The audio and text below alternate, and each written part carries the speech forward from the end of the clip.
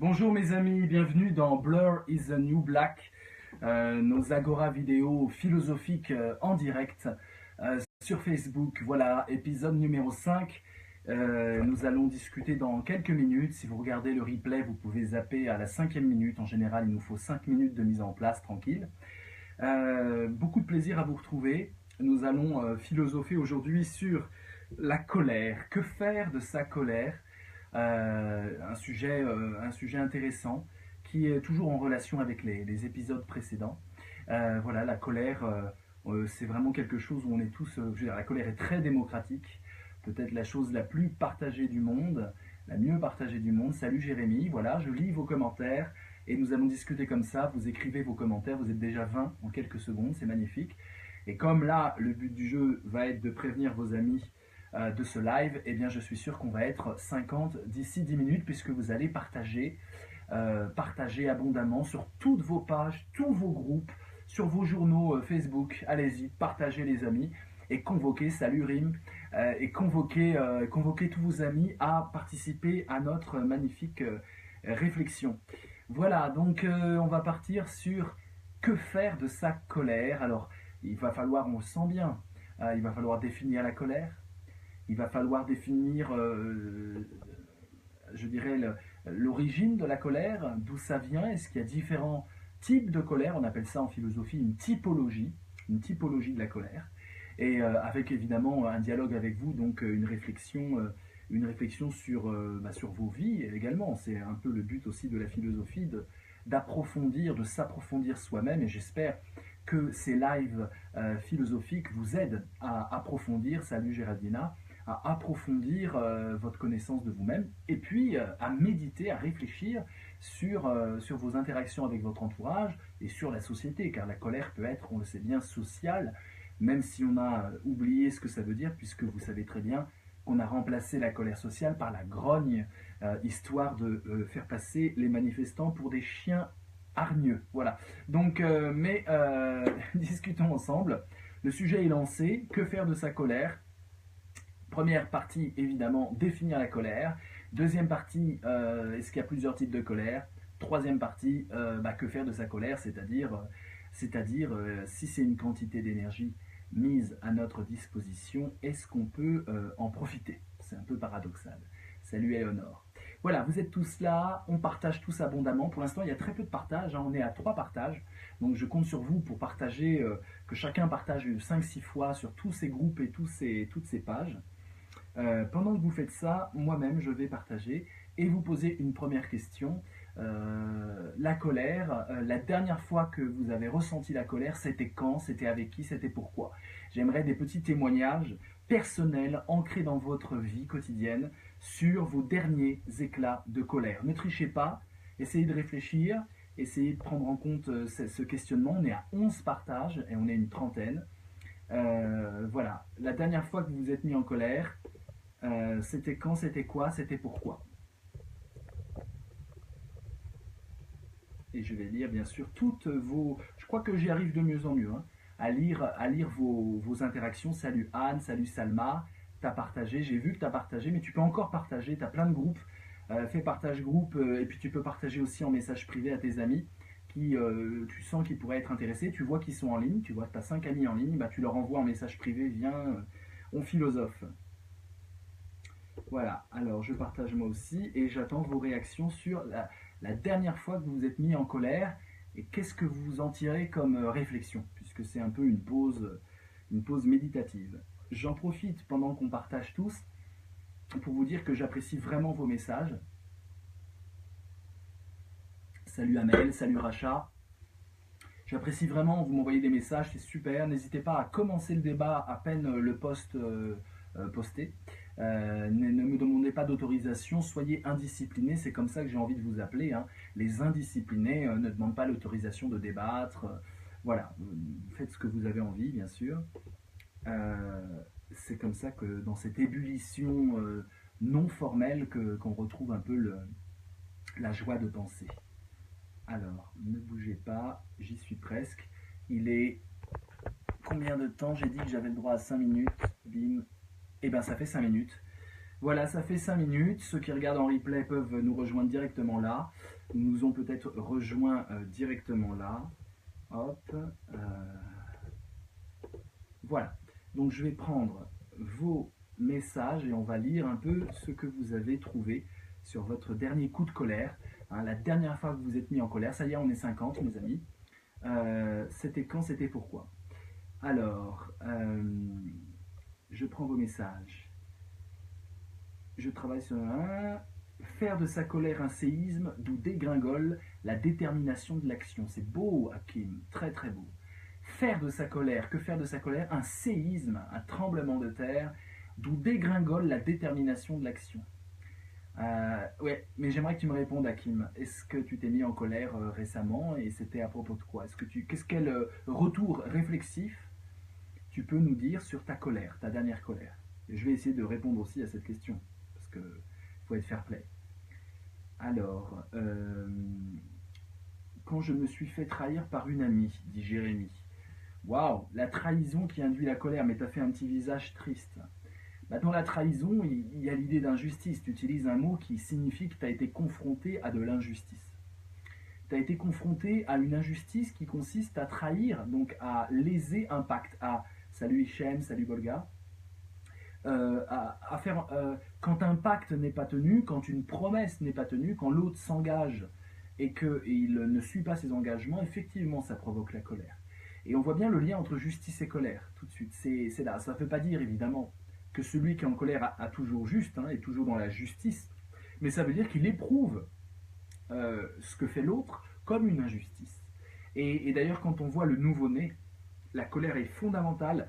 Le christianisme, le catholicisme en a fait un péché capital, la colère avec l'orgueil, l'envie, la luxure, la sédie, c'est-à-dire la paresse spirituelle. Vous savez, les 7 péchés capitaux, la colère est un des péchés capitaux.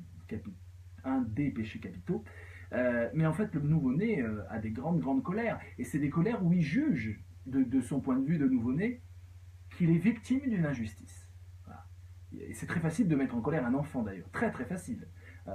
Il suffit juste d'être injuste, ou d'être cruel, ou de se moquer de lui. Voilà. Et là, il y a la colère tout de suite. Donc on voit bien que la colère dans l'individuation, dans le processus qui consiste à devenir soi-même, elle est extrêmement fondatrice. Sans colère, on ferait quoi sans colère? On serait suiviste. Sans colère, on se laisserait faire. On se laisserait abuser par les autres, on se laisserait exploiter par les autres. Et donc sans colère, on ne pourrait pas résister à la volonté des autres à profiter de nous. Donc la colère, la colère elle peut être saine quelque part. Il y a une forme, peut-être contrairement à la fureur. La fureur, c'est justement, il y a quelques insania, je lisais un article récemment, insania, c'est vraiment l'idée que c'est fou, ce n'est pas sain. C'est une sorte de colère, mais démesurée. Mais dans la colère, il y a quand même l'idée que ça fait du bien et qu'on dit à l'autre ce qu'on a sur le cœur. J'adore cette expression, il faudrait qu'on la creuse. J'ai des choses sur le cœur, je peux les exprimer dans un dialogue serein, mais si l'autre n'écoute pas, je me mets en colère. Voilà. Je me mets en colère pour vider ce que j'ai sur le cœur, ou ce qui me pèse sur l'estomac. La colère comme moteur, comme énergie risquée. Intéressant, j'aime bien ton point de vue, assez nietzschéen finalement. Et on ne met pas des gènes quand on met des grilles. Ok, Jérémy. Anne, quand mon copain m'a posé un lapin, pour la énième fois, je suis patiente, compréhensive, etc. Machin. Ah, le lapin. le lapin. Ouais, ça c'est horrible. Bah c'est pareil, c'est la même chose, c'est le pacte, c'est la trahison. Un lapin, c'est une trahison.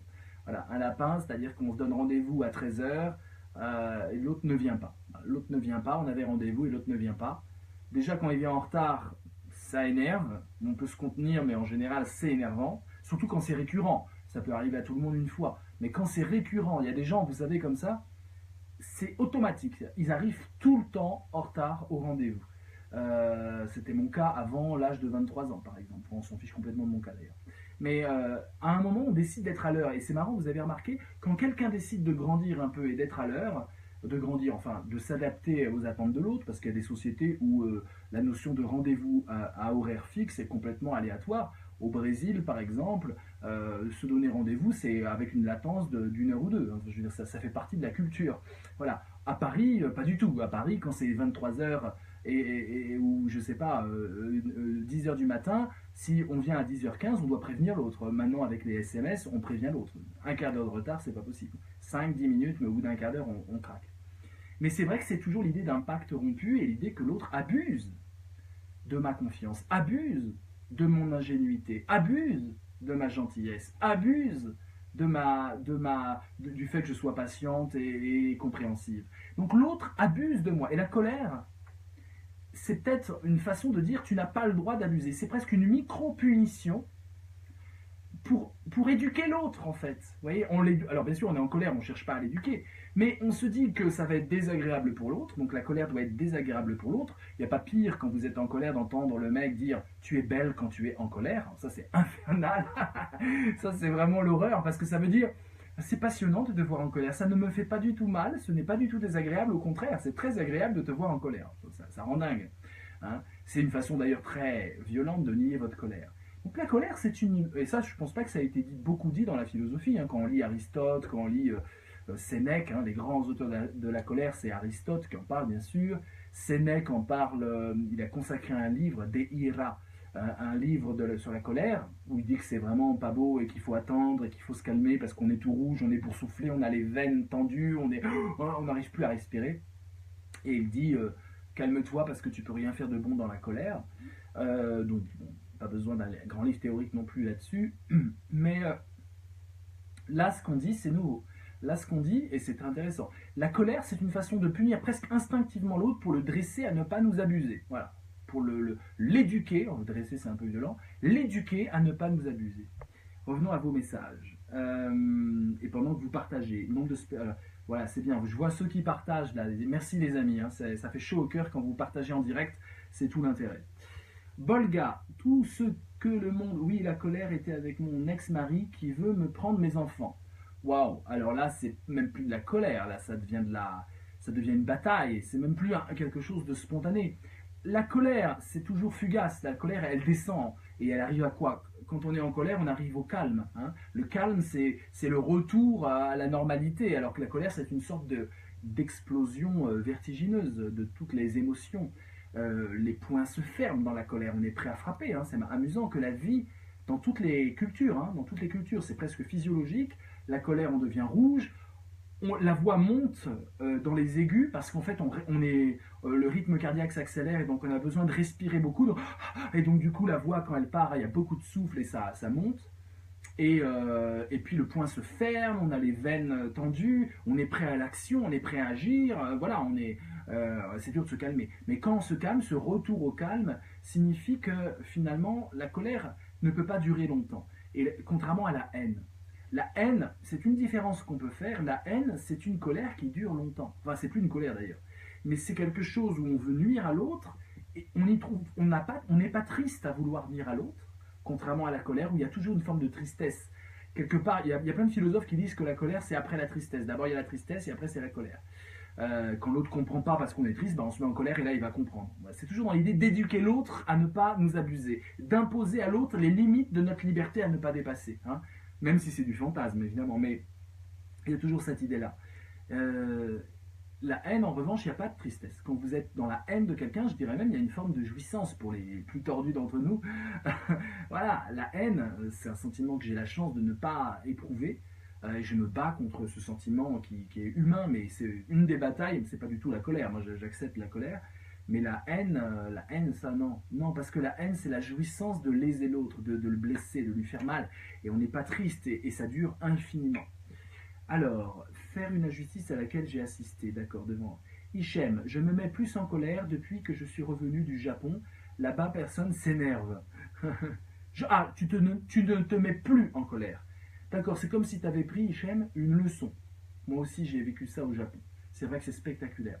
Parce qu'au Japon, société de la honte, comme beaucoup de sociétés asiatiques, mais de façon exacerbée, il faut lire le livre de Roland Barthes sur le Japon, L'Empire des Signes. C'est un magnifique livre de Roland Barthes. Au Japon, il y en a d'autres. Hein, il y a Il y a beaucoup de livres intéressants sur la philosophie japonaise, c'est absolument magnifique. J'ai même travaillé au Japon avec des universités japonaises. J'ai des amis japonais philosophes et c'est vrai qu'ils m'ont expliqué clairement ça. Je me souviens d'une très belle discussion en 2007 sur la colère au Japon. Et je disais, on a envie que ça pète parce que c'est vrai qu'un occidental, j'ai fait Osaka, Tokyo, Toyama et Kyoto. Et c'est vrai qu'on a envie à un moment que ça pète les plombs, quoi.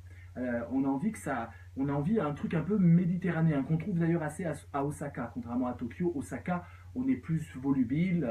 Voilà. Dès qu'il y a du soleil en général, dès qu'il y a plus de soleil, et voilà, le sang monte plus vite. Hein, le sang chaud, comme on dit en français, c'est quand même une très belle observation physiologique.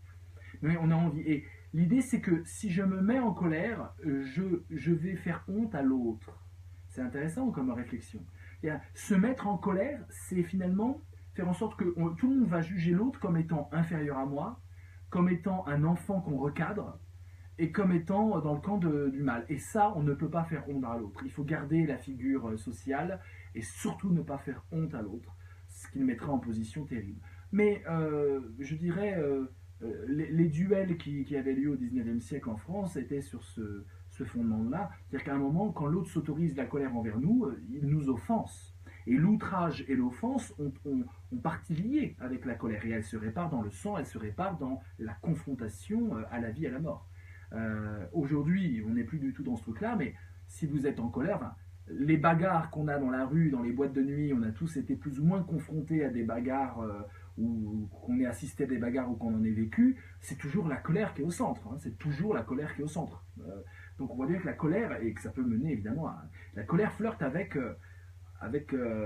l'envie de faire disparaître l'autre et d'exprimer violemment son identité ou sa liberté au détriment parfois de l'autre. Mais le Japon, c'est super intéressant, Hichem. Développe-nous ça. Hein. Anne, en fait, je n'arrive pas à me mettre en colère, je tourne tout en dérision. Ce qui doit d'ailleurs énerver les gens. Hein. Je veux dire, tout tourner en dérision, surtout quand le mec est en colère, c'est très casse-gueule. Il faut le faire. Moi, je fais plus ça parce que c'est trop casse-gueule de se moquer de l'autre. Ça l'infantilise. Et quelqu'un qui est en colère ne supporte pas d'être infantilisé. Même l'enfant de 2 ans en colère ne supporte pas d'être infantilisé. Il n'y a pas pire à un enfant de 2 ans si vous faites « Oh, bah t'es en colère, mon petit chou. Oh, bah faut pas te mettre en colère comme ça. » Alors là, alors là, il n'y a pas plus énervant. Et vous le voyez, il devient tout rouge, enfin, il tourne de l'œil, il prend des couteaux de cuisine, et voilà, hein, enfin, je veux dire. Donc il n'y a pas pire que de dénigrer la colère de l'autre. Déjà, dénigrer la tristesse de l'autre, ça aggrave la tristesse, ça augmente la tristesse, mais alors dénigrer la colère de l'autre augmente la colère à son paroxysme. Donc maintenant, je pense qu'une des stratégies, c'est vraiment de dire ne te mets pas en colère, tu vaux mieux que ça te fait du mal, j'aime pas ça. Enfin voilà, être très dans l'empathie et très dans la sympathie même, et d'être avec lui, quoi, de l'accompagner dans sa colère. Alors, qu'est-ce qu'on a d'autre comme Florence, quand mon copain m'a jeté après des vacances où il y a eu des conflits, mais aussi beaucoup d'amour et de tendresse, j'avais envie de lui mettre mon poing dans la G, 3 petits points de suspension. Florence, merci. Merci, ouais, je comprends. Bah ouais, toi, ouais, bah oui, il t'a jeté. Alors, jeter, c'est un mot violent. Donc, j'imagine qu'il n'a pas mis les formes. J'imagine qu'il en a profité pour te vexer. Et la vexation, c'est quelque chose qui met aussi très en colère. Il y a une forme de colère dans la vexation. Donc jeter, voilà, il n'a pas dû mettre les formes, donc il n'a pas eu d'égard. Et puis comme souvent quand on jette l'autre, comme tu dis, en fait on le méprise, c'est-à-dire qu'il y a une forme de mépris. C'est pas une discussion calme, raisonnée, où on dit à l'autre, tu vois bien, on peut plus continuer, soyons adultes, soyons grands, soyons sympas. Mais jeter l'autre, c'est de toute façon je serai plus avec l'autre, donc je m'en contrefiche totalement. Donc je ne vais pas mettre les formes pour lui dire bye bye, je vais lui dire bye bye pour le mettre en colère. Et quelque part, le mettre en colère, c'est faire en sorte qu'il pensera toujours à moi. Il y a cette idée un peu perverse que quand on jette l'autre, comme tu dis, l'autre, on fait en sorte qu'il soit tellement énervé qu'il n'arrive pas à décrocher. C'est ce qui explique beaucoup de difficultés à rompre avec l'autre. Vous voyez, c'est vraiment cette idée que je vais le jeter et donc de façon tellement méprisante qu'il aura les boules et qu'il n'aura qu'une envie, c'est de régler les comptes, d'avoir une discussion, de me dire ce qu'il a sur le cœur, mais je ne vais même pas lui laisser la possibilité de lui dire. Et ça culmine dans le ghosting. Je ne sais pas si vous connaissez le ghosting, ce que c'est. C'est une nouvelle pratique, notamment liée au téléphone portable et aux réseaux sociaux. Dans le ghosting, vous jetez l'autre sans rien lui dire, sans explication. Il devient un fantôme. Et vous le coupez de tous vos réseaux sociaux, comme ça, sans explication. Et tout d'un coup, vous n'existez plus pour l'autre. Et ça provoque évidemment une angoisse terrible d'abandon. On en parlait hier dans Blur is the New Black numéro 4 sur Faire Famille. Angoisse d'abandon. Et c'est la nouvelle tendance, notamment les filles font ça. Alors elles prétextent évidemment qu'elles étaient avec un pervers narcissique et que c'était la seule solution pour... Voilà. Mais évidemment, c'est la meilleure solution pour que l'autre, par tous les moyens, quitte à passer par les amis en commun, quitte à passer par les parents, par tous les moyens possibles, il essaye de revoir celle qui l'a ghosté pour lui expliquer, mais quoi, qu'est-ce qui se passe, donne-moi au moins une explication, je comprends pas, etc.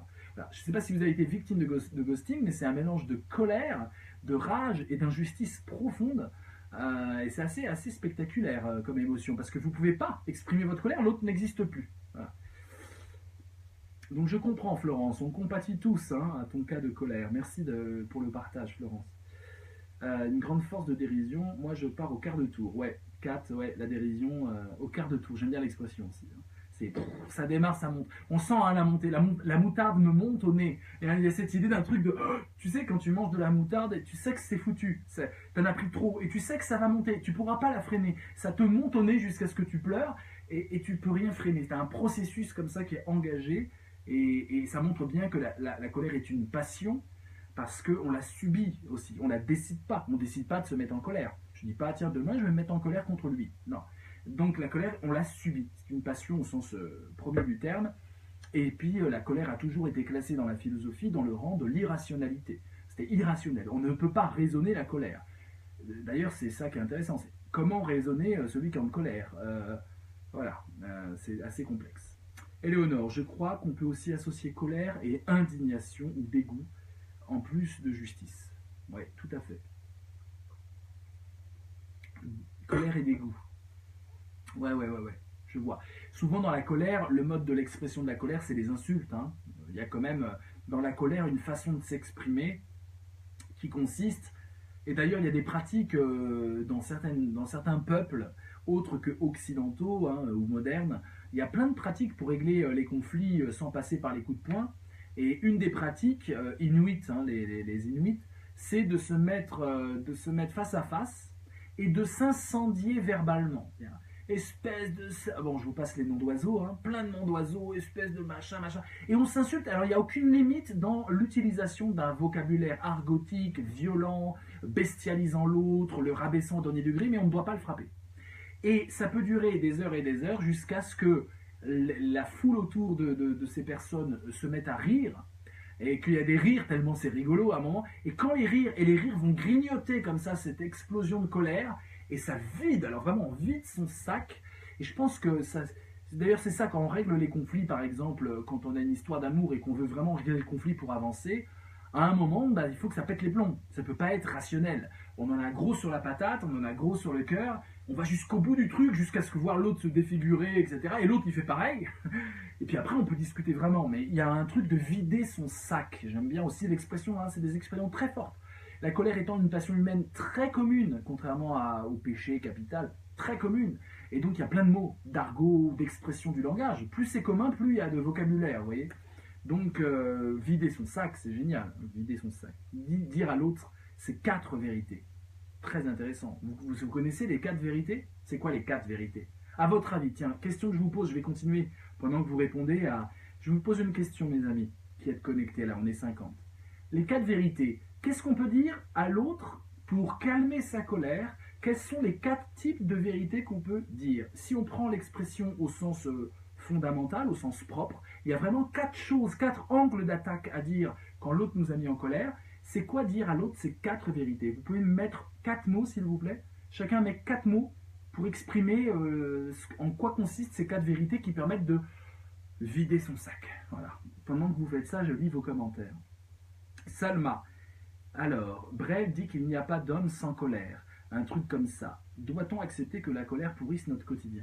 Oui, alors, l'idée que le masculin... alors, je ne sais pas s'il disait homme en tant que masculin ou homme en tant qu'être humain. Mais la colère est vraiment traditionnellement du côté du masculin. Hein. Hélas, parce que, évidemment, les femmes auraient toutes les raisons de se mettre en colère vu l'état déplorable dans lequel on met la féminité encore en 2017. Hein. Donc une colère féminine, on l'attend et on l'encourage. À ma connaissance, à part quelques fémènes qui sont très critiquées, je le sais, mais moi je trouve très intéressant leur mouvement, je vous le dis, hein, vraiment très intéressant, ne serait-ce que parce qu'elles dérangent tout le monde, et elles dérangent et donc elles poussent à la réflexion, et c'est provoque, mais je trouve que c'est une expression de colère, et elles sont en colère, et elles mettent en colère, mais elles sont en colère. Je trouve ça assez intéressant, parce qu'à un moment, il faut une certaine forme de radicalité dans le combat féministe, et la colère participe de cette radicalité-là.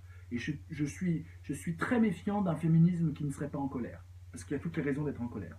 Et pour ceux qui veulent l'égalité de droit entre hommes et femmes, que ce soit des hommes ou des femmes d'ailleurs, ceux qui revendiquent ça, bah, je pense que ça met en colère. Quand j'ai écrit mon livre L'homme expliqué aux femmes, en 2010, qui est une sorte de bilan critique du féminisme et de comment on peut avancer, je légitime totalement une forme de colère parce que le féminisme qui serait purement de fond et pas de front, hein, un féminisme de fond qui serait purement théorique, c'est un peu l'errance du féminisme des années 80, c'est qu'il est devenu hyper théorique, quoi.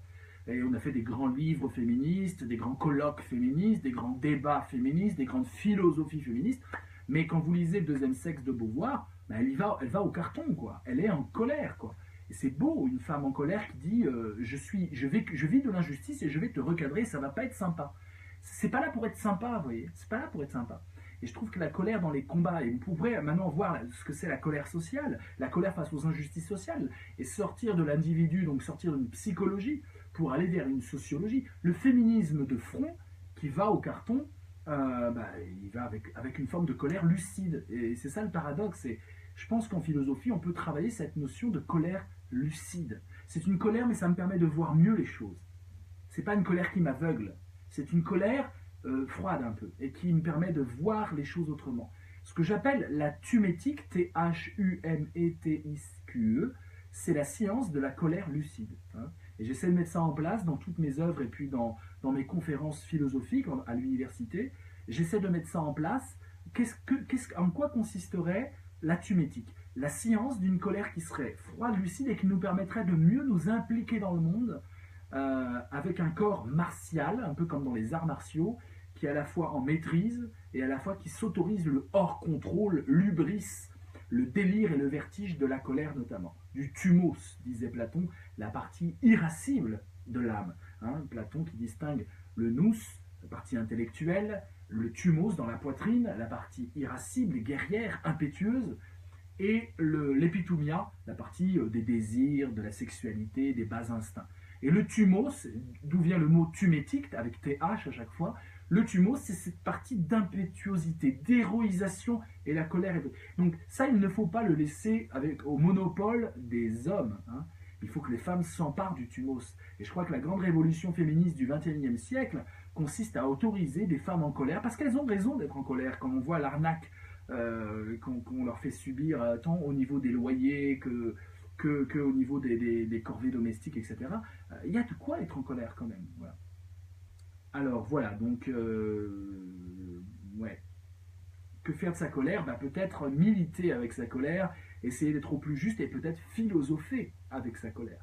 Peut-être que la colère, en tout cas la thumétique essaie de réfléchir à ça, peut-être que la colère est une puissance philosophique insoupçonnée. Peut-on philosopher dans la colère? Je pense que oui.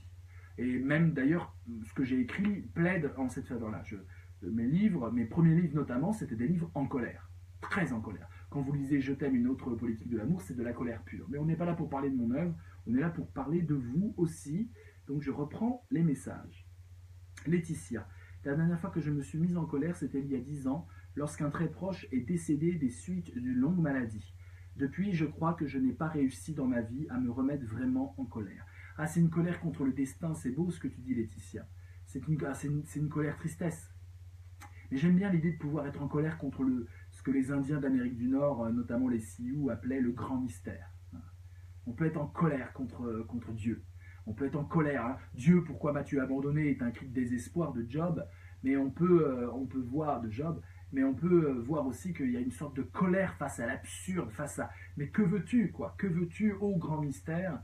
Et j'aime bien cette idée de pouvoir être, que la créature puisse être en colère par rapport au créateur supposé ou réel, enfin chacun y va de sa croyance. Corinne, déverser sa colère puis avancer pour ne plus qu'elle se fige. Ah, tu vois la colère comme un truc qui se fige. Quel verbe vous metteriez pour la colère? Moi, je ne mettrais pas ce fige. Quel verbe vous mettez pour la colère? Continuons. Bolga, la colère, sécrétion de la bile noire. Tu peux être aussi dur comme l'iceberg. Ton côté pile, ton côté face. Tu restes coincé dans la rouge-gorge. Oiseau de mauvais augure. Waouh, tu planes bien, j'aime bien. Torse gonflé du haut de sa branche. Tu veux impressionner. C'est un poème que tu écris.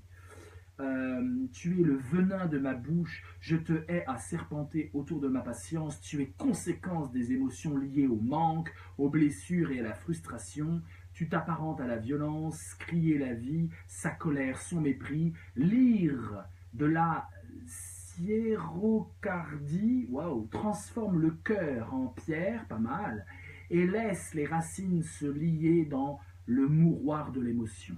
L'art est la manière de faire le dos rond, sortir de ses gonds. Waouh, très poète, très poétique. Merci. Karine, ma dernière colère date du moment où l'on n'a pas respecté mon besoin de solitude. Foutez-moi la paix, bordel! Ouais, je comprends bien. Ouais. Ça veut dire que tu es accaparé. Et encore une fois, il en va de la justice et de je vais t'éduquer un peu de façon instinctive. La colère comme pédagogie que l'autre ne doit pas abuser, je trouve que ça fonctionne bien avec tous vos exemples. Hein. Donne-nous des noms de philosophes japonais, s'il te plaît. Ha Nishida, qui est un grand philosophe japonais controversé. Nishida, Nishida. On a le créateur de l'aïkido, figure-toi que c'est un grand philosophe, Ushiba. On a des philosophes japonais, après on a des philosophes de l'Antiquité, enfin qui remontent à très loin, et dans les modernes, Fukima, on a, bon, il y en a pas mal, Je pense que tu peux trouver facilement sur Wikipédia et avec une petite recherche Google mieux que moi. J'ai pas de nom à part Nishida qui est vraiment intéressant. Après, il y a des livres ponctuels, hein, l'art du thé, etc. Enfin, c'est Chine, Japon. Mais c'est passionnant. La philosophie japonaise est très intéressante. Très, très intéressante. Je n'ai pas en tête là, mais ça viendrait vite. Anne, au contraire, au lieu de me mettre en colère, je dénigre ma propre colère et je tourne en dérision les comportements abusifs. D'accord, tu nous expliques comment. Alors quel verbe ça donnerait, tiens, puisqu'on est sur le verbe là. Je vois Sylvana qui vient de baisser. Expulser, le verbe c'est expulser. Donc quel verbe tu mettrais? Alors, la rage est créatrice, la colère est aveugle. Très intéressante distinction. La rage est créatrice. Ah, la rage est créatrice, j'ai du mal quand même, David. Explique-nous un peu plus, parce que la rage, pour moi, il y a un truc vraiment encore plus aveugle que la colère. La colère, si elle peut être utilisée comme énergie, nous dit Hakim, le risque c'est qu'elle nous aspire dans son envie de détruire, de fracasser ce qu'il y a devant. Oui, il y a l'idée d'illimité, il y a l'idée d'hubris, justement, de non-limite. Bonsoir, je suis d'une nature trop bienveillante. La colère envers l'autre m'est presque impossible, dit Hélène. Il me semble que celle-ci pourrait me libérer et je regrette parfois de ne pas me mettre en colère. Très beau Hélène, effectivement. Peut-être que ça te ferait du bien. Il y a des justes colères. Il y a des justes saines colères. Anne, mon copain m'a retiré de son Facebook car il sortait avec une autre fille sans me le dire et s'en est rendu compte. Bien sûr, il était jaloux, ça m'a épaté, mais pas mise en colère et surtout je me suis dit que maintenant je pouvais tout me permettre. Dire ces quatre vérités, c'est mettre aussi l'autre en colère, non. Je sais pas, si c'est des vérités, j'ai l'impression, Corinne dit se libérer, Kat aussi dit la colère c'est se libérer. Donc dire ces quatre vérités, si c'est des vérités, l'autre normalement répond pas. Parce que sinon c'est que vous êtes trompé dans les quatre vérités. Si c'est vraiment, toi t'es comme ça, je te le dis en colère et ça me calme de te le dire, Mais si c'est vrai, l'autre il peut pas dire ah ben non, t'as pas le droit. Je vois pas. C'est ça qui est fort dans les cas de vérité. Alors, les 4 vérités, dire à l'autre que les défauts qu'il nous reproche sont en fait les siens. Alors ça c'est un grand classique et c'est presque une école de philosophie à soi seul. Partez du principe que ce que vous reprochez à l'autre, c'est exactement vos défauts. Ça marche à tous les coups. Dès que vous dites mais t'aurais dû, t'aurais pu, mais pourquoi, mais comment, machin, c'est en fait vous parlez de vous-même. Et moi d'ailleurs, souvent je le fais quand on me reproche des choses, c'est pas une façon de fuir mes responsabilités, mais ça marche tellement bien, tellement bien. L'autre vous reproche toujours ce qu'il se reproche à lui-même. C'est presque automatique. Et ça permet de sortir de la spirale des reproches, c'est assez intéressant. Jérémy, premièrement, tu n'es. Ah oui, les 4 vérités. Tu n'es pas aussi le seul à souffrir. Tu n'es pas seul à souffrir, premièrement. C'est de ta faute, deuxièmement. Troisièmement, on a autre chose à faire qu'à s'occuper de ça. Quatrièmement, t'as rien compris. Jérémy, top là. Boum. Ah, c'est très bon, j'aime bien, effectivement. Donc ouais, c'est bien parce que t'arrives, genre je vais régler le problème et en fait tu énerves l'autre. Là, ce que tu dis, c'est que l'autre il part dans l'espace là. Hein. Tu fais péter son calme et sa tempérance là. Hein. Anne, la vérité qui fait mal, c'est dire de l'autre qu'on n'a pas besoin de lui. Oh, c'est dur, oui, et à la fois on en a besoin pour sortir des liens de dépendance, évidemment. Donc que faire de sa colère, c'est finalement faire en sorte de retrouver une indépendance. Hein. Que faire de sa colère, retrouver son autonomie. Géraldina, mais oui, on a le droit d'être en colère. Après, il y a des colères qui portent du fruit, qui sont productives. Voilà.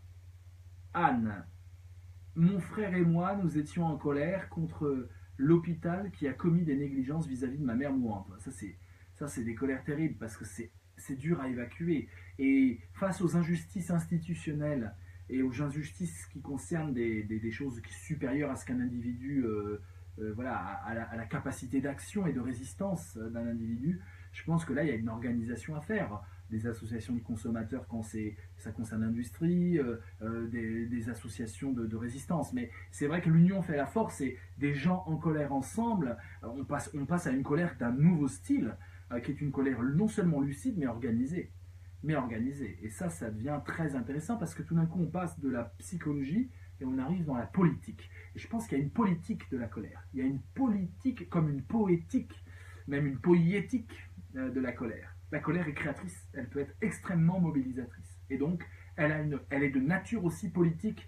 Et, il suffit de voir le mouvement des Black Panthers pour les droits civiques en Amérique dans les années 50-60.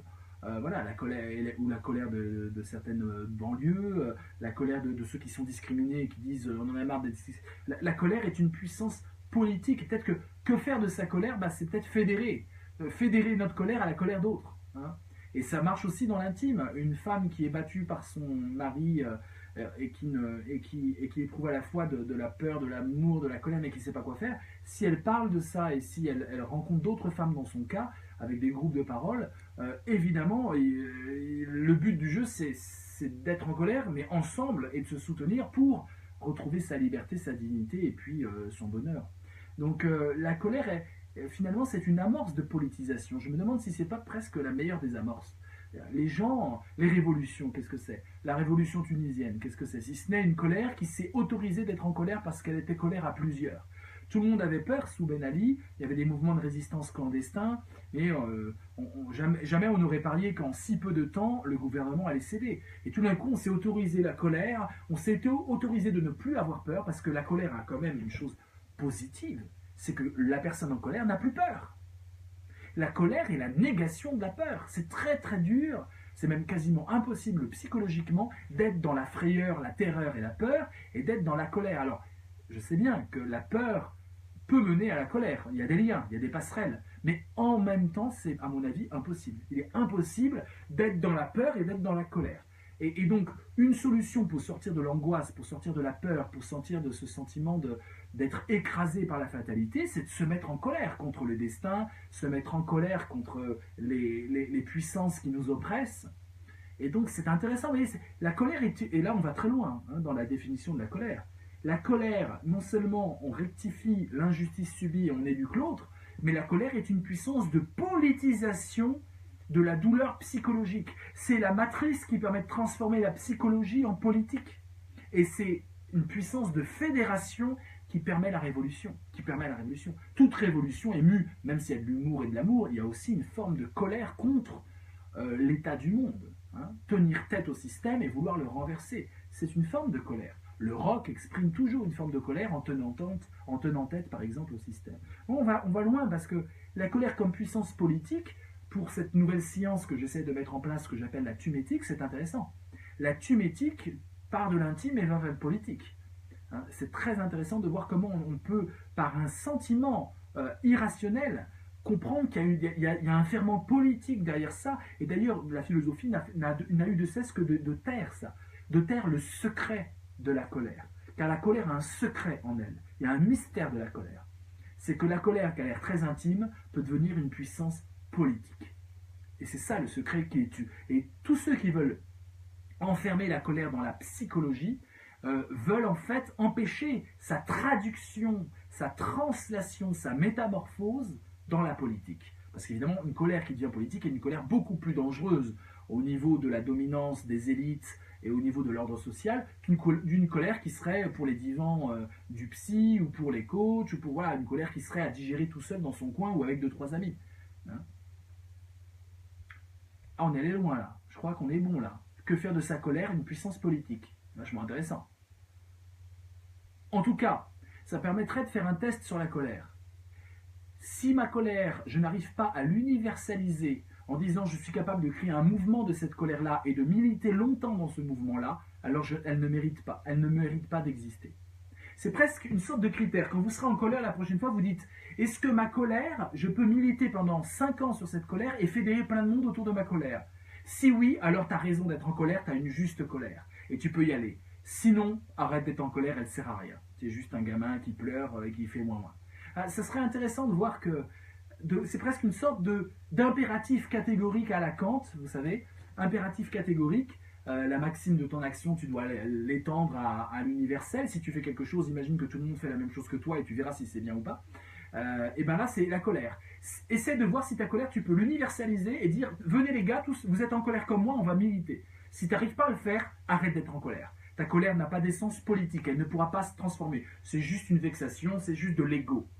Par contre, si tu peux vraiment fédérer des gens, et alors dans ce cas, il n'y a pas que de l'ego, il y a un combat politique qui peut d'ailleurs être idéologique, hein, qui peut d'ailleurs être dans le faux. Je ne suis pas en train de vous dire que la politique de la colère est tout le temps dans le vrai. Hein, c'est pas ce que je suis en train de vous dire. Il y a des colères complètement dingues et complètement folles. Mais en tout cas, ça veut dire qu'il y a une traduction qui dépasse ton ego. Ça veut dire que ça dit quelque chose d'une sorte de force politique à mettre en place ou pas.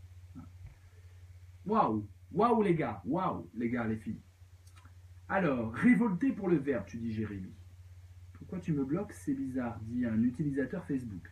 C'est que tu as dû me saouler gravement et que j'ai eu une joie infinie à te bloquer. Voilà, maintenant si tu mets ton nom là, tape ton nom et je vais te débloquer si tu veux bien. Parce que peut-être que tu as grandi, et peut-être que tu as mûri, et peut-être que moi aussi j'ai mûri et grandi, et voilà, donc on pourra peut-être se parler. Mais voilà, j'ai une petite liste qu'un jour je publierai de gens que j'ai bloqués parce que c'était insupportable. Et que plutôt que d'être en colère comme ça, bon bref, allez, arrêtons. Alors, révolter pour le verbe, ça c'est beau, et ça rejoint la philosophie de Camus. Hein, ça rejoint la philosophie de Camus, cette idée que la révolte fait du nous, quoi.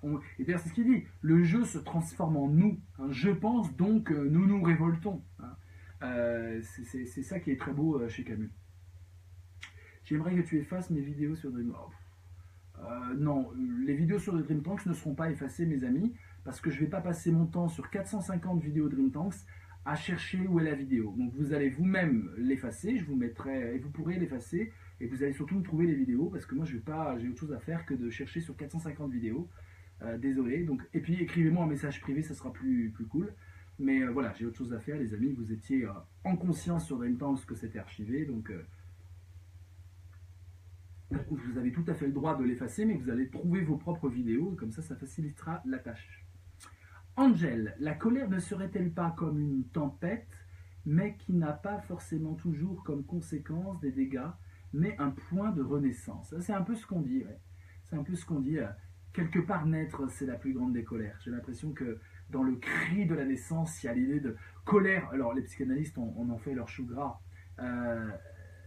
cette idée de premier traumatisme, hein, de premier cri de révolte. J'étais si bien dans le ventre de maman. Bon. Mais il y a aussi la colère de dire mais enfin, et puis l'impuissance de l'enfant, hein, l'impossibilité, il dépend complètement des adultes. Ça aussi, ça doit mettre en colère. Peut-être qu'on est dans la colère, mais d'ailleurs je crois hein, qu'on est dans le rire et la colère infiniment quand on est jeune. Expulsé pour le verre, dit Sylvana. Expulsé. La colère, ouais, très intéressant. Colère qui serait expulsée, ça rejoint l'idée de renaissance selon moi.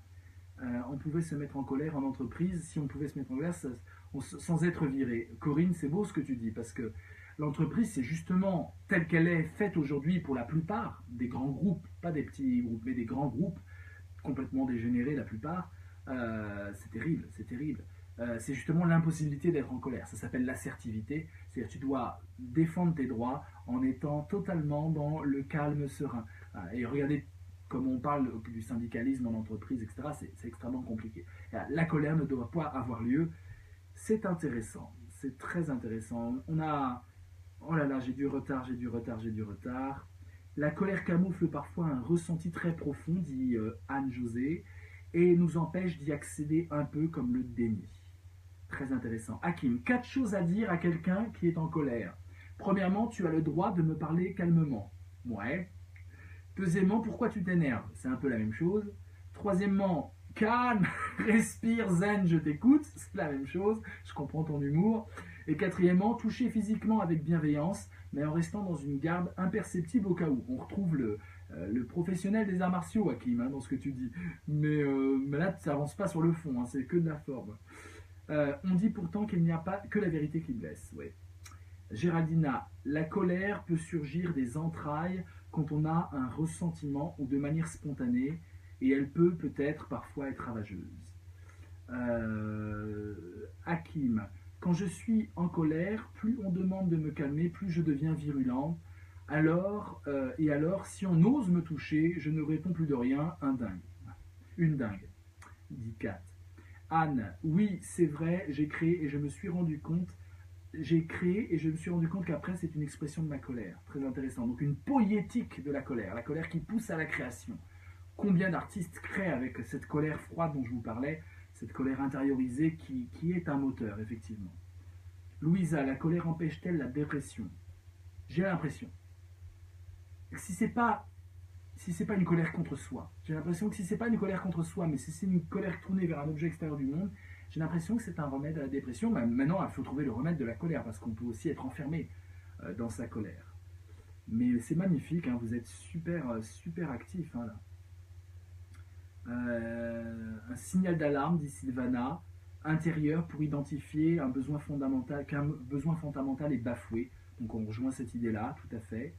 Guillaume, la colère est parfois indispensable pour créer, notamment en musique avec le rock, le punk, le rap, etc. Tout à fait. C'est magnifique vos commentaires, je vais me régaler à les lire. Là, on va devoir nous dire au revoir. Voilà. Super. Sandrine, ben moi je gueule et ça me fait du bien. Alexandra, ah oui, une sublimation de la colère. Bon bah c'est magnifique mes amis. Écoutez, on allait loin, je trouve que c'était assez intéressant, cette idée de colère comme puissance de politisation des affects psychologiques. C'est ça la tumétique. Si vous voulez aller plus loin, je vous renvoie à une conférence que j'ai faite au Collège international de philosophie cette année sur le corps martial. Hein, je vous la mettrai en commentaire, en description de la vidéo. Voilà, oui déjà ça fait 1 heure hein, quand même. Hein, ça fait 1 heure ensemble, c'est passionnant. Rendez-vous dès que possible à 22h. Vous connaissez cette nouvelle règle floue, hein, mais c'est Blur is the new black. Le flou est la nouvelle tendance. Voilà, donc normalement, tous les soirs possibles à 22h, on philosophe ensemble sur des thèmes. Et voilà, donc, là je fais les petits rappels intéressants. Petit rappel intéressant, c'est que je lance, suite à Blur is the new black numéro 4, hier sur la Faire Famille, je lance une aventure littéraire. Si vous êtes intéressés, vous êtes les bienvenus. Tout le monde pourra participer. Par contre, il faut un Gmail parce que ça se passera sur Google Drive. Je ferai des lives et on va apprendre à bien gérer Google Drive. Chacun aura sa page. Tout le monde pourra lire la page des autres. Mais personne ne pourra trafiquer la page des autres. Donc on pourra assister au livre en train de s'écrire. Chacun aura un chapitre. Et le titre, ce sera « Famille foutue » au pluriel, mode d'emploi. J'ai créé un groupe Facebook pour qu'on puisse coordonner nos efforts. Et le but, c'est qu'on publie ce livre. Chacun doit expliquer, évidemment, il faut avoir une famille foutue. Hein. Si ce n'est pas votre cas, bah, vous pouvez toujours recruter vos amis qui ont vécu des désastres familiaux conséquents. Si vous avez une plume, mais pas de famille foutue, vous pouvez prêter votre façon d'écrire à quelqu'un qui a une famille foutue et qui va témoigner. Et donc, il y a plein de partenariats possibles. Si vous n'avez pas envie de parler en votre nom, vous pouvez utiliser des pseudonymes, échanger les prénoms de votre famille. Donc, personne ne saura que c'est vous. Voilà, toutes les aventures sont possibles. Des poèmes, des pages d'explication, des récits. Il n'y a pas de limite de texte, minimum on va dire une page, hein, minimum une page, donc tout le monde peut écrire une page. Donc vous êtes tous invités à la fête. Il y a un groupe Facebook que je mettrai dans quelques minutes en description de cette vidéo. Et prévenez vos amis, ceux qui ont des familles foutues, ceux qui ont des plumes alertes et agiles. On va faire un livre comme ça, le premier livre sur Google Drive, que l'on éditera ensemble avec un crowdfunding qui viendra. Voilà, donc ça c'est le petit rappel par rapport à Blur is the New Black numéro 4. Merci infiniment, merci, c'était vraiment un grand plaisir. Et je vous dis donc à 22 h pour un nouvel épisode. Si vous voulez me souffler des thèmes, n'hésitez pas, en commentaire ou en message privé, n'hésitez pas à me souffler des thèmes. À très bientôt.